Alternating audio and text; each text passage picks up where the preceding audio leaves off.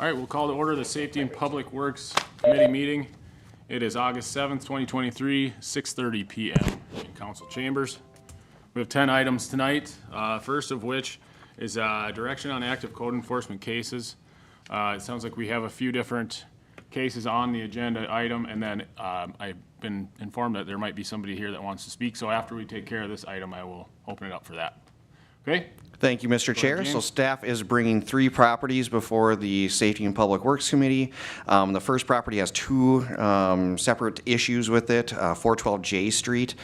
We did review this one last week as well for junk and debris. So we will be abating the junk and debris as directed by City Council. But they've reached now their 3 citations for 2 other unrelated issues to that one. The first one is for outdoor storage. So outdoor storage is considered really anything that's not junk and debris. Really the only things you're allowed outdoor storage wise in a yard would be patio tables, lawn chairs, grills, play sets, sandboxes. So there's kind of that in between stuff that's not quite junk and debris. It could be multiple bicycles. In this instance, I think there's a nicer storage tank. There's items that wouldn't be considered junk, so it was considered outdoor storage. So with that one, staff recommends, because it's actual things of potential value to the property owner, staff recommends issuing a $300 citation once a month until December 1st. And if the violation is not corrected, bring the case back to SPW for further consideration. Next one, 412 J Street, also received letters for an unlicensed vehicle. Just with what we've done in the past with this one, they've received their 3 citations. Staff recommends issuing a 10-day order to correct letter, and if the violation is not corrected, forward the case filed to the city attorney for abatement of the vehicle, essentially be towed off the property. That did occur in a couple instances last year. The next property, 609 11th Avenue Northeast. This one's similar as well. This I guess deals with an unlicensed vehicle. This resident has called in and stopped a number of times regarding the unlicensed vehicle. We did give her extensions. We've been trying to work with her, but still has not been accomplished with getting it up to date with tabs. So again, staff recommends issuing a 10-day order to correct letter, and if violation is not corrected, forward the case to the city attorney for abatement of the vehicle. And then the last property, a bit of a change on this one. So 1201 Norwood Street, if you want to bring the pictures up to that one, Sean. So the violation for 1201 Norwood Street, staff had hand-delivered a violation letter to the person that was living on this property. So the issue is you can't live in a tent in the city. Also, it's an illegal accessory structure. So a couple things that we had put on there. Since the tent has been moved since, I guess one of the issues on why I had to deliver it is because it's a vacant property. And then on top of being a vacant property, the actual owner of the property has deceased. So there's really no place to bring the letter or send a letter to or send citations to. So with that, the tent has removed, but behind the tent, there's a few kind of junk items, couch cushions back there. And then next to the tree, you can see there's a bag of garbage. So with that, and because we're bringing it for review, from Safety and Public Works and City Council. We don't have to necessarily go the citation route. You're not bound by the citation schedule. So staff is recommending on this one just to abate the garbage and junk and debris and then assess it to the property. Thank you. So the tent is gone, which is good. I actually did speak with one of the relatives last week, kind of tracked down where's his family, and some of them are around here. It's a tough case because we don't really know. You're finding a property, but there's no active living owner. And so he's going to hopefully try to figure that out with his family.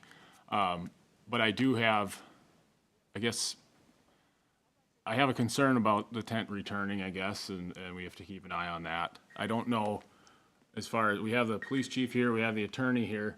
My question was eminent domain, when there's a non-living owner and nobody is willing to take ownership that's next of kin, is there any process that we can go by that would speed up this so we can either take it in as a city, put it up for sale through the EDA, or whatever we can do to move this along? Well, Normally, in the abatement process, under that statute, you'd have a structure that's not up to code. And the statute allows you to go through eminent domain in that process. Here, you've got nothing, it's a vacant lot, right? So that statutory process is really not available to you. Otherwise, you're looking at, for your generic sort of eminent domain authority that the city has, there you've got to have public purpose, public use. You really don't have that here either, to satisfy that standard. For the EDA, they may have authority for that, but now you've got this usually in a case of blight. It's a vacant lot. Right. You've got a scenario here that the statutory provision's really not intended to deal with it very well.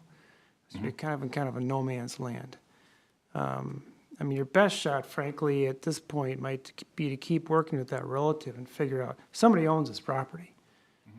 We just don't know who it is. You know, somebody dies intestate under state law, it goes to somebody. It's just a question of figuring out who it is. It's not the city's job, it's really the relative's job, but. We do know who it is. I don't know that person, or apparently there's two siblings underneath the deceased. Okay. But they were under the impression that they had paperwork, but nothing was done with the paperwork, and I don't know if that keeps them from being liable for these types of citations, or if they're now liable either way. Yeah, so if the intestate succession may have gone to them because maybe the owner didn't have any children. You know, there's no way to. These are his children. Oh, the siblings are the children? They're, yes, they're the deceased's children. So- Gotcha. So yeah, they may not have gone through the court process to get formally recognized as the owners of that property, which they should be doing. But yeah, that kind of puts us in a little limbo area there too that we'd have to look into a little bit more. But yeah, somebody owns it and it's likely them, and then they would be responsible for what happens with that property. Yeah, at this point now I think it's been almost 2 years coming up in November, if I remember right, where this person passed away.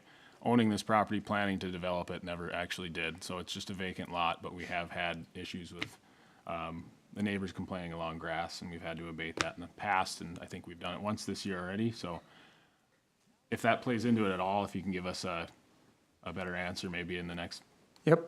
couple weeks or month or whatever you have, whenever you have time to look into it, that'd be great. Other than that, I think we move forward with the abatement with that one and the other recommendations.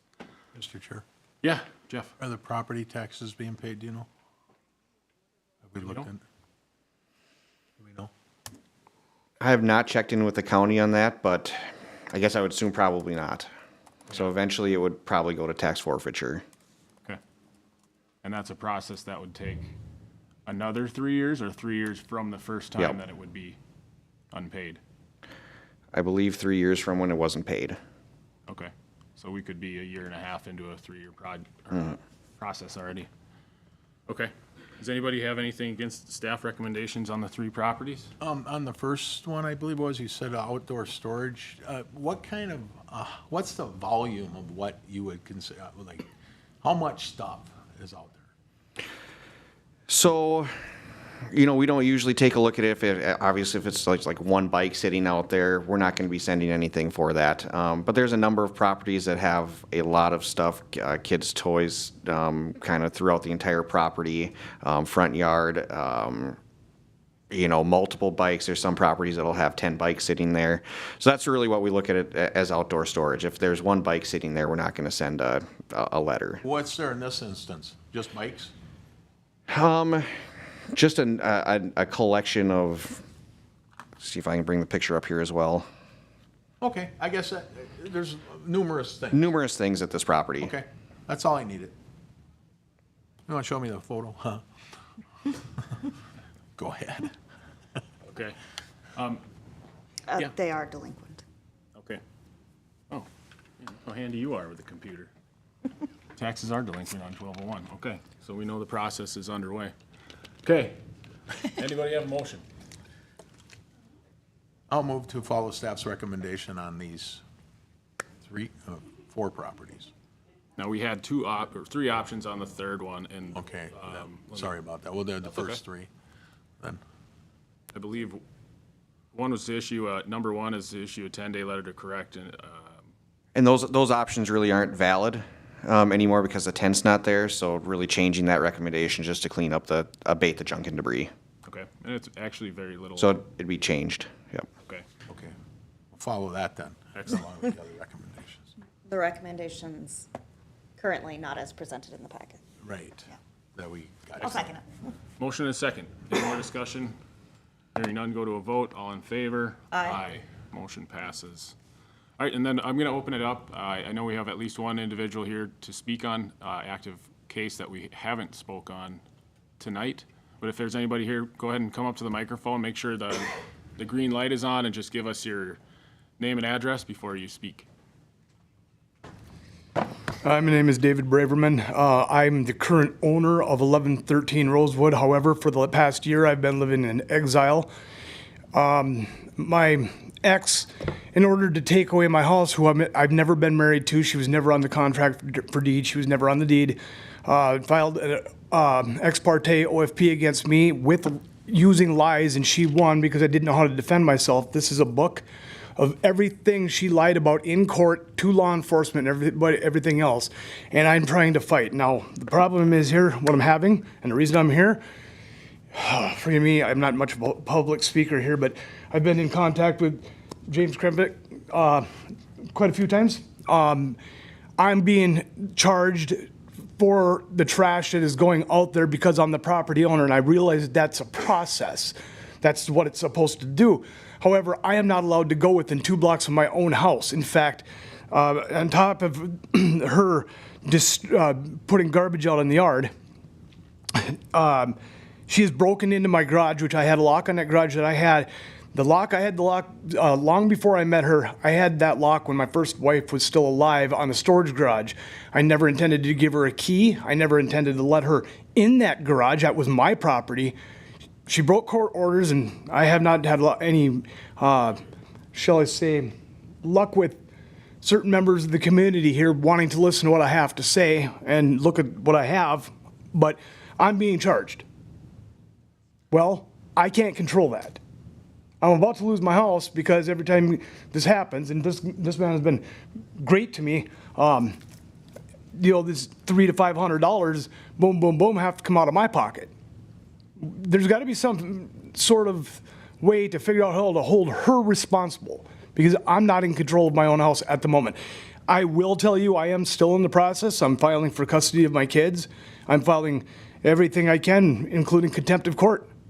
So I need some kind of leeway here because I'm not the one making the mess. I am on the city and the county side about that yard and everything else going on. If I was living there and I couldn't afford to put the trash away properly in a garbage can and get it taken to the dump, or if I couldn't find a friend that had a dumpster, then I'd put it in my own garage until such time so it's not all over the city bothering my neighbors. And I do honestly care about my neighborhood, my neighbors.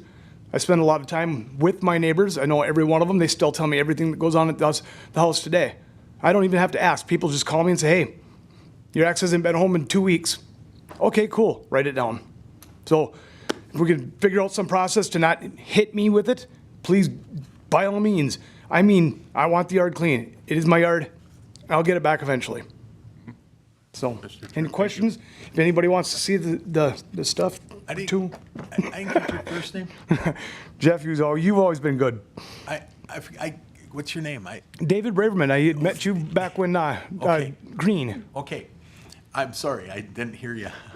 Okay, so you got an OFP on you? Yes. Okay, have you went to court? I've went to court. I've been Okay. it's been a year. I didn't know how to defend myself. Otherwise, I wouldn't be in this mess. Everything she said and everything she submitted was lies in the court. Everything. And the judge did not want to hear a thing I said. And so he just went like this. And now I've been homeless for a year. I got one more year before this crap's up unless I can find some way to get the courts to say, wait a minute, hold up, something's not right here. Have you, may I? Yeah, go ahead, Jeff. So is there, I even hate to ask you this, but have you tried to figure out a way to get some friends to go over and start clearing that off? Nobody has the money. Everybody's, Okay. I've got 3 older children and they've got children of their own and they're busy raising their families and I don't have, I'm friends with my neighbors, but because I can't go over there and talk to them, a lot of them I don't have their phone numbers in the first place. If I even talk to them at all, it's on social media sometimes, and I'm not even on it that much because I frankly don't like social media that much. So if we could help you, it'd be delay the charges on your property. Yes, if possible, because I want to keep my house. I mean, I have been a member of this community for an awful long time, and I typically don't get in trouble. I mean, the worst problems I've ever had is kids getting out of hand once in a while, like teenage kids do. So, Thank you. Yeah. So I think, from what you mentioned, you understand we can't not enforce our ordinances, and that's part of the process. This is another unique situation. I'm glad we have our attorney here. At the end of the year, people will appeal some of these citations. We go through the whole process, and they kind of go on a list. And some of them get taken off the list or put on the lists through that process. And I think this is one that we could consider for that. But I think we do have to continue with those citations as we would for anyone else, just because out of fairness for everyone. And most of the things that you're dealing with, it seems like to me, and maybe the attorney has a different take on it, but it seems like it's a civil matter. And I think you mentioned that you are actually pressing charges on her at this point for this? I'm working on it. Okay. And if there's any other legal advice that you could give him at this time, the city can, the city can be lenient at a certain time of year in cases like this, but it is one that we haven't come across, at least in the last few years, so. Yeah, I can't give him legal advice, of course, but I think your point that he could appeal these and have the council take a look at it and see what the council wants to do. Obviously, it's an odd position, but at the same time, if there's garbage accumulating on the lot, It has to be taken care of, something's got to happen to the garbage. right? So, but perhaps later this year, the council can rectify the penalty business before it goes to the assessment stage. Mr. Chair? Yeah. And I'm not sure the answer to this, but if there is a landlord that has a tenant that has got the same circumstances that gentleman does, who gets fined in that case? It would be the landlord, correct? Correct. Okay, so that kind of, does he see where that point is there? If you got a landlord that's renting, the tenant isn't taking care of it, it isn't the tenant that gets charged, it's the same circumstance, much the same as you're having. Yes, sir, I Yeah, understand yeah. that. However, I'm not allowed to go take care of Right, it. I understand And second it. of all, this is, I would say, this is her way of keeping me down, and the other thing is, she's not a tenant. I had tried to get her removed from the house the legal way and was threatened with arrest if I gave her a notice of eviction. Is there any way, city attorney, that you could see the sheriff helping this gentleman to get in there during this, and like they do for certain circumstances, to remove this, or mitigate the trash problem and that?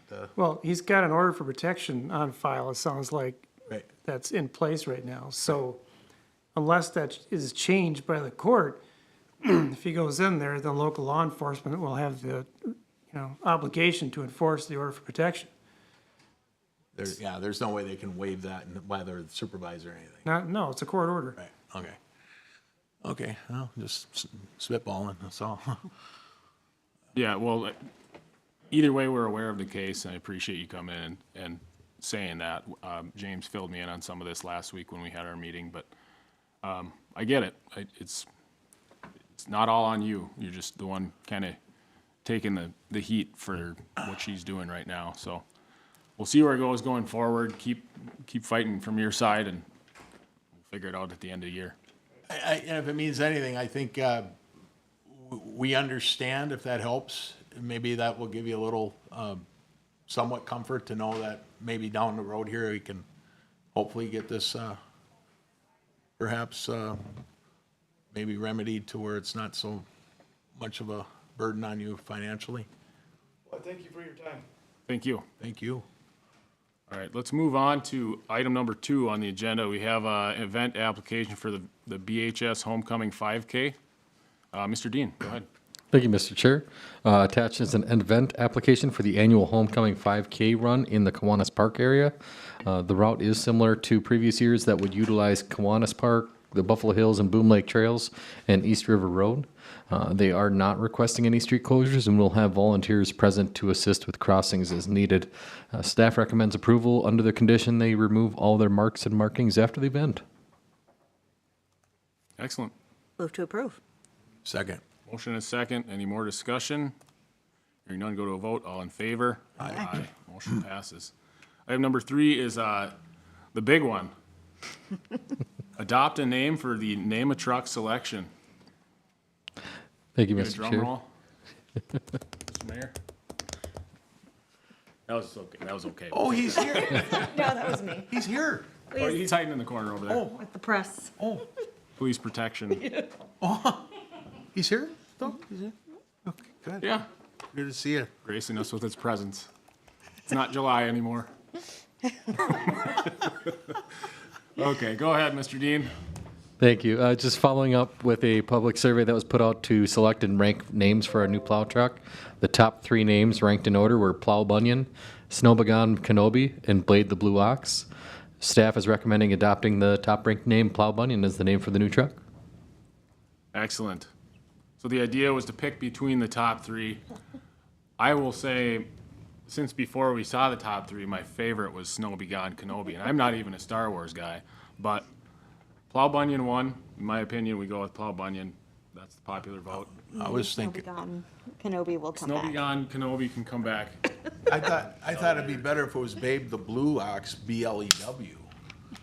Oh, for the snowblower. Yeah, yeah, but It's already got a name. just saying. Yep. You can put that in next time we Do have we, it. do we have to recommend here? Yeah, Yeah, you get a motion to go with you whichever making a one we're gonna- motion? No. Oh, I will make the motion to Somebody is. adopt the name Plow Bunyan as the name for the new truck. I will second that motion. We got a motion and a second to go with option 1, Plow Bunyan. Any more discussion? You sure? Hearing none, go to a Well, vote. if I could say the second one, I might consider it, but that's my discussion anyway. Does the computer read it to you right? No. I was wondering what it said. And I go through trying to spell it, going, what is that? Anyway, Well, now you know. I do. Thank you. Any more discussion? Hearing none, go to a vote. All in favor? Aye. Motion passes. Plow Bunyan. All right. Number 4, we have a transit lease agreement. And again, this is Mr. Dean. Go ahead. Thank you, Mr. Chair. The office space that transit operates out of, including the dispatchers, is an eligible expense through the grant with the state. In 2022, the lease was increased to $660 per month. Due to the increasing cost to operate the space, including costs such as utilities, staff is recommending a rent increase of roughly 6% to $700 per month effective January 1st, 2024. The lease agreement is attached in the packet. Is this a biannual, every other year? In the past, it was an annual. We removed the sunset clause, so this would be a agreement that stays in place until changed or removed. Okay. Do we know what the cost was per month in 2021? It was increased to 660. What was it before that? Do you know? Not right offhand. I think it was 600, but I can't say that for sure. I think it was. And it was 10%, if I'm not mistaken. So roughly gone up 15% or so since 21, right along with probably what inflation is. Yeah, matches that exactly. All right. Move to approve the recommendation. Second. Motion and second. Any more discussion? Hearing none, go to a vote. All in favor? Aye. Motion passes. Unless there's any against same sign. Talked about that. No, we're good? Okay. All right. Number 5, we have approval of change orders 3, 4, and 5 for the Harrison Safe Routes for School project. Mr. Dean, go ahead. Thank you, Mr. Chair. So staff is presenting 3 change orders for the Harrison Safe Routes to School project. Change orders 3, 4, and 5. Change order 3 includes a reduced unit cost of the paving, as the previous change order, I believe it was number 2, allowed for some more efficiencies by the contractor, leading to a lower unit cost. However, due to needing additional asphalt to rebuild the section, the overall cost was actually a little bit higher. Change order 4 includes a time extension of the contract to allow for delays from the supplier for the RRFB signage. The delivery is expected in late September. And then finally, change order 5 allows for the addition of some V-curb on the sidewalk adjacent to the school sign in the northeast corner of 15th Street. With lowering the sidewalk to achieve ADA compliance, this left a significant slope between the sidewalk and the sign. So to address this, it was determined to install essentially a curb on the back of the side of the sidewalk. This is kind of a typical practice when you have these significant grade changes in a short distance. Overall, all 3 change orders totaled about $12,000. It's $12,638, bringing the overall estimated total of the project to $492,164.24, which does fall under the $500,000 allowed under the Safe Routes grant. So staff is recommending approval of change orders 3, 4, and 5. Keep trying to get up to that 500,000. Getting real close. Getting real close. I just have one question about that. It says, with the exception of the installation of the RFBs, and everything has been completed, and thus no additional change orders are anticipated on the project. So the installation is included in what we have here, or is there going to be another cost there? Nope, it's estimated to be in that 492. Okay. That's all for me. Anybody else? I'd move to approve the change orders 3, 4, and 5 as recommended. Second. Motion and second. Any more discussion? Hearing none, go to a vote. All in favor? Aye. Against, same sign. Okay. 0. 3-0. What's up? I don't know. I thought we were talking about how I never say that, but it's always count. I don't remember ever talking about that. I don't either, Jeff. It's okay. I made it up. Number 6, approve letter of support and adopt a resolution, Trunk Highway 210 MPDG grant. And Mr. Dean, go ahead. Thank you, Mr. Chair. So attached to this item is a draft letter and resolution of support for MnDOT's grant application for federal aid funding for the Highway 210 reconstruction project. Similar to the previously presented RAISE grant application that we did not receive, MnDOT would plan to utilize the grant to assist with most of the state and local costs on the project. Staff requested for MnDOT to review if they would include the potential pedestrian bridge in the application. We did receive an update that they would not be revising the application, but similar to the RAISE grant, the bridge may be an eligible expense should there be remaining grant funds available. So staff is recommending approval of the letter and resolution of support for MnDOT's grant application. Sorry, if you could expand on that one just for a minute. Like, we don't have the bridge on this at all, and we want to keep it that way? Is that what we're saying? It is not included in their application, correct? It's, I believe, mentioned, but it is not specifically called out as part of the application, and the total dollar amount does not reflect the cost of the bridge. Okay. But should we construct the project and there's $2 million or $3 million left over, that potentially could be used towards the bridge if we wanted to, if we include it with the project. Okay. I'm just wondering if we ask them to put it in here, does that increase our chances of funding for the bridge? Or are they kind of refusing that part right now? They reviewed that because I specifically requested that they review if they could include that and increase the dollar amount ask. There's some calculations that go in there with benefit risk that also affect the rankings. And I think that was a big part of it is the benefit risk of the bridge compared to the construction cost. They didn't feel comfortable with including it with the application at this time. Okay. And I have it written down here just so everybody knows. It's the Multimodal Projects Discretionary Grand Rural Surface Transportation Grant, for the record. Okay? That's a good initial. Remember that. I like that. Yep. Etch that one in my memory. Yep. Don't forget. Anybody got a motion on it? Move to approve the staff's recommendation on this. Second. Motion and a second. Any more discussion? Hearing none, go to a vote. All in favor? Aye. Aye. Against, same sign. Motion passes. I think there was one time where we forgot to do that. We gave him a hard time. I don't, no, I said I never do because it's always 3-0. Not No, always. you always do, Not and I always. just noticed Not always. 20 minutes ago that I don't, so it's Not fine. always. We get through it somehow. Item number 7 is approval of MnDOT agreement, engineering services for the Trunk Highway 371B Willow Street Roundabout project. Mr. Dean, go ahead. Thank you, Mr. Chair. So attached to this item is a joint powers agreement with MnDOT for the engineering services on the 6th and Willow intersection roundabout project. As indicated when the council did award the engineering services contract to SEH, MnDOT would likely share in 50% of the engineering costs for this project. This agreement describes their 50% share, roughly $200,000 of the nearly $400,000 that was awarded to SEH. The city would invoice MnDOT for reimbursement costs that are incurred through the project. So this agreement does not cover construction costs and what MnDOT would share in that phase. Once the project is further developed and better construction estimates are determined, an agreement would likely get formed at that time before the project is bid. At this time, staff is recommending approval of the joint powers contract with MnDOT. Mr. Chair. Yeah, go ahead, Jeff. Where does right-of-way acquisition come in on this project, phase or all this? So it's going to span both the preliminary and design phases. In this initial preliminary phase, after the survey is done and some of the scoping has been completed, they'll start identifying the right-of-way parcels.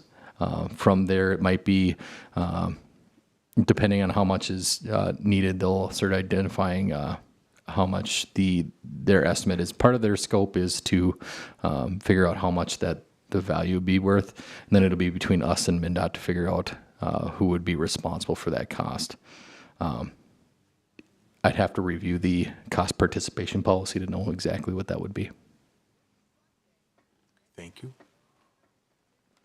So, no offense, Jesse, but $393,994.50 just for the engineering part of this roundabout. That's from start to finish, including construction. Okay. It just seems astronomically high for me. What did you, I missed what you just said. That's from, They're gonna partner up through the whole project, it sounds like, for engineering services. That was the contract that was awarded to SEH. Back, I believe it was the first meeting in June. And this is saying that we're gonna split it with MnDOT. okay. My other question is, it says MnDOT's portion is not to exceed 196,997.25, correct? It doesn't say anything about our side. Correct. So ours is the other 50% of that. So included in the agreement, they described call it the original costs of the contract. And then they also added the potential additional services, just in case we have to exercise those to get what they would call the total contract, and then divided it by 2. So they'll essentially share in all of the costs up to 50% up to this amount. And that's the cap that we have with SEH in our contract. Okay. So there would be a new agreement. If SEH had to come up with a change order, that would be beyond this agreement. We'd have to split the new agreement with SEH along with a new agreement with MnDOT at that time. We would have to explore an amendment with both. As long as there's something we can do to make sure that we're not, taking it in the, So you're saying that any change orders, we have to seek out MnDOT's approval to split it with us? I believe that we're trying to establish a cap on the engineering services right now, but as we know with projects and engineers, there's always more costs. Well, we always establish a cap when we approve anything, and then we come back with change orders.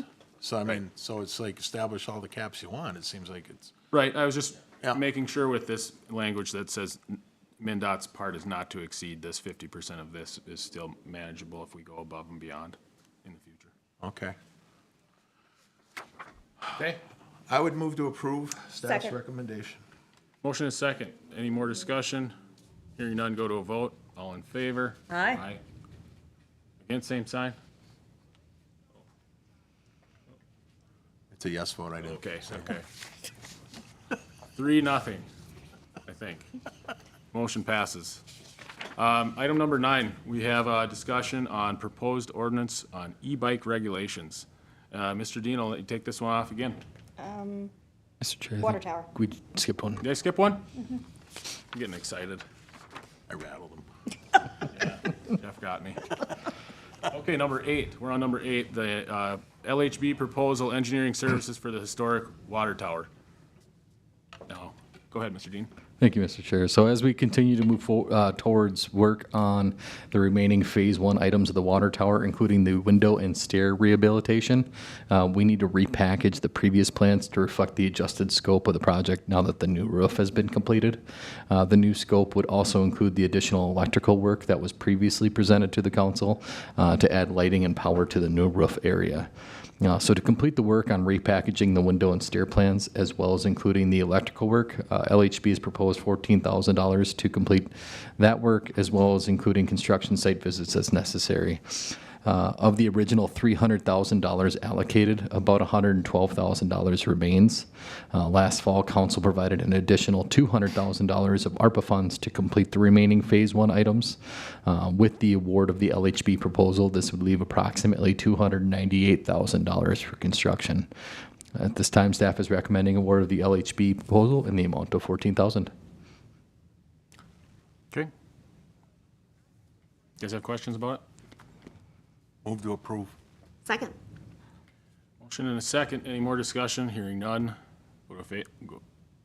All in Aye. favor? Say Aye. Aye. Motion passes. Number 9, discussion on proposed ordinance on e-bike regulations. Mr. Dean, go ahead. Thank you, Mr. Chair. So this is a follow-up to the discussion at the last SPW meeting. Staff requested direction from the council if there was interest in developing an ordinance regulating the use of electric assist bikes, scooters, skateboards, and other mediums. So there was some discussion, but the committee recommended development of a proposed ordinance. Through some discussions with citizens, staff developed several considerations for council direction to be included in a proposed ordinance. Those considerations are detailed in the attached memo. They cover different types of mobility and where they are and are not proposed to be allowed, as long as some restrictions depending on certain factors, such as kind of a general speed limit for some modes on public sidewalks. At this time, staff is really looking for direction on the considerations listed in the memo. Like I mentioned, there's different types of areas, so we address trails, public sidewalks, the downtown business area, some additional restrictions in the downtown business area, mostly reflecting off of our current ordinance with bicycling in the downtown business area. It doesn't describe this specifically, but streets, public streets, obviously these would be allowed kind of on the shoulder bike lanes as provided. But really looking to craft something in the ordinance that highlights where some of these are and are not allowed. So this is not the official ordinance by any means, but this is kind of the direction we're going towards. This is what I would generally start using to craft a formal proposed ordinance if this is what the council wants to see. I wanted to try and put it in an easy framework to comment off of. Okay. I like that it's compact, it's short, it's to the point. I like that. The more complicated it gets, I think the more confusing it is for everybody. So I guess my question is the difference between electric assisted bicycles, electric assisted scooters, skateboards. Why separate the rules for those? I know it's minimal separation on those rules, but what is the thought process there? They're just the different types. Some of them can go different speeds. Talking with Doug, generally some of those scooters and some of the skateboards even have pretty high speed limits too, but really just kind of putting them into different buckets because obviously you have different user groups that are using them. So It probably wouldn't be crafted that way in an ordinance. We would kind of find a different way to massage that in the ordinance, but you can see in here there's a lot of overlap between the three different or several different kinds. There's also some of this that's already covered in state law, but this again is just trying to frame it in an easy way to see. Sure. Mr. Chair. Yeah, just have one second. Okay. Since the chief is here, and there are two separate mentions of speed. And I know this isn't finished, but I was gonna you have the 10 mile an hour, and then you have what is it referred to as walking speed, normal walking speed. Would it be best for our police department to have a specific 10 or 15 mile an hour speed limit on the sidewalks just for everyone in general. I know there's people on their bicycle, regular bicycle, going faster than that anyway, and I don't want the police department to feel like they have to spend more time using their radar gun on cyclists on the sidewalk, but you guys might have fun with it too, so you tell me where that's gonna go Yeah. for the police department. Yeah, thanks for letting me comment. When it comes to a designated speed, that would be extremely challenging, if not nearly impossible for us to enforce for the simple fact of a radar gun, for example. It's dependent on that Doppler bouncing off an object and returning. To do that off of a skinny bicycle or a human versus, a large motor vehicle, for us to be able to identify a specific speed would be not practical. Okay, so you would prefer language that just said normal walking speed or jogging speed, not excessive speed, something like that. And once again, that gets a little subjective as well, Right, and I right, mean. that's the other So side that's, of that's the other side of it, yeah. But to speak about a definitive speed limit, we'd really have no way to identify someone doing 9 miles an hour versus 11 miles an hour, Right. And once again, it would be more just subjectively based on our observations, really. Right. Well, Be out there with a stopwatch and gallon jugs again. yeah, Very well. never works. Yes, we could clock them, I didn't think of that. If you were paralleling somebody on a sidewalk with your vehicle, would that be allowed to cite them for speeding? If you said, if you were going 15 and they were passing you? Got you right here, you're doing 25, Is that, slow down. I kind of doubt it, right? Yes, that is a method of it is? speed enforcement. However, that does have, I guess, challenges. But if it was very, obvious and blatant based on our speed and they blow our doors off going by us, yes, we could, articulate that into a violation. I think I would add something to it, that language. I think you guys will have to maybe talk more outside the meeting to come up with whatever that language is, but something like reckless driving, it should go along with any cyclist that is on a bike or whatever you might be on the sidewalk, but I think this is a good time to add that in, that the police are able to say, all right, this guy's jumping over people or, running and jumping off of a wall with a giant bike going 25 miles an hour. There's got to be some kind of ticket we can give out for just recklessness generally. We can give off tickets for anything. Almost. Mr. Chair. Yeah. Jesse, what's the difference between a pedestrian and a handicapped person? Depending on what mode of mobility they're using. So if a handicapped person who's using a wheelchair or like a motorized scooter, a small motorized scooter, really just to differentiate that just because they're not out walking, that you still have to yield the right of way to somebody that's in a motorized scooter using that for mobility purposes. Okay, I guess,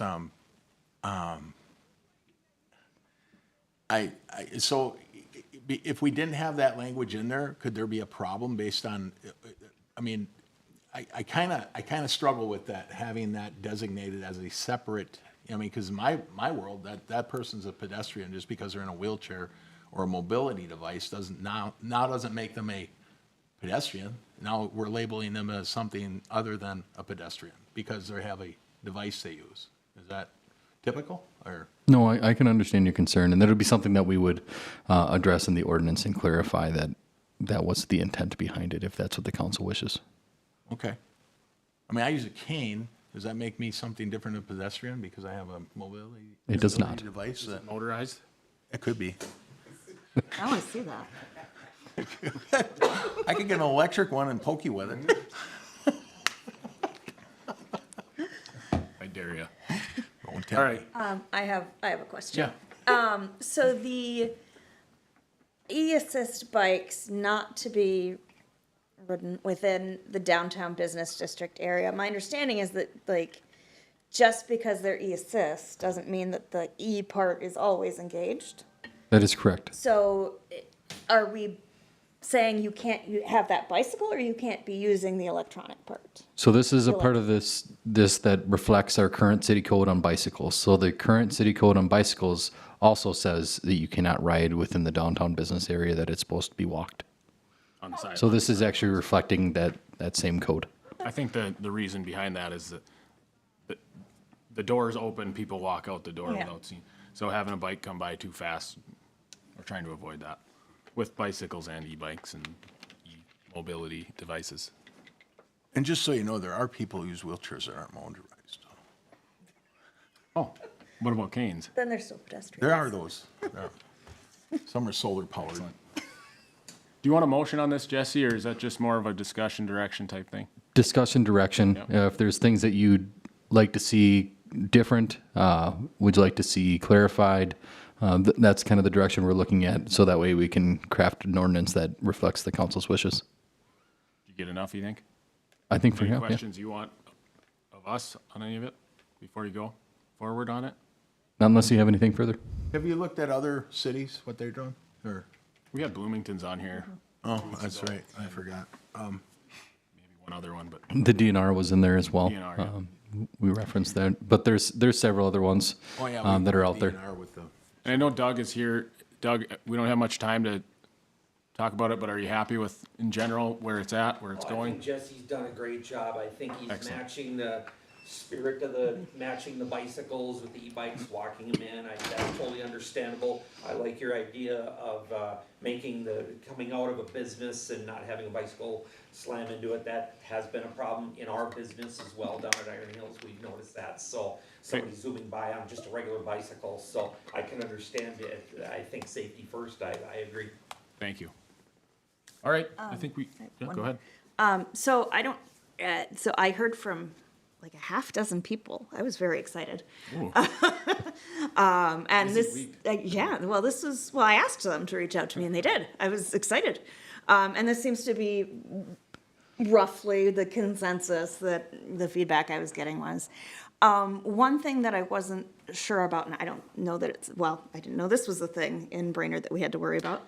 But the like ride sharing, some cities have had problems with like the rental scooter. rental scooters and, so I don't know if we want to deal with that here or if we want to have or if we need to deal with it, maybe you'll tell me we don't need to deal with it. That's entirely up to the council if you want to address it in this ordinance or if you want to wait until somebody's interested in implementing something like that here. We can do it at that time as well. I'll be honest, I have no idea what you're talking about. So there are companies they have, I don't know, it's like the shopping carts at Aldi, kind of, where you have an app and you can like check out the scooter and then you just leave it wherever and somebody else can get it and like kind of I don't know, I'm not explaining it very well. Jesse, would you explain it better than So that? there's things like bird scooters. The Twin Cities has rental bikes. So to what Tiffany mentioned, you have an app that has a credit card. Essentially, you check out one of the units, and you're essentially paying by the minute. And then when you're done with it, you drop it off. They charge your card for it, and then somebody that's in charge of maintaining those, usually it's part of the company, charges them back up, places them where the business thinks that they're going to get a lot of traffic and manages them that way. If I could add to that too, I've seen that in some of the bigger cities. I'd say probably the biggest issue that you'd have to craft an ordinance for is how and where you place them, because they usually gets put at corners or boulevard areas. So that'd probably be the biggest consideration to look at, because we really don't have an ordinance for that.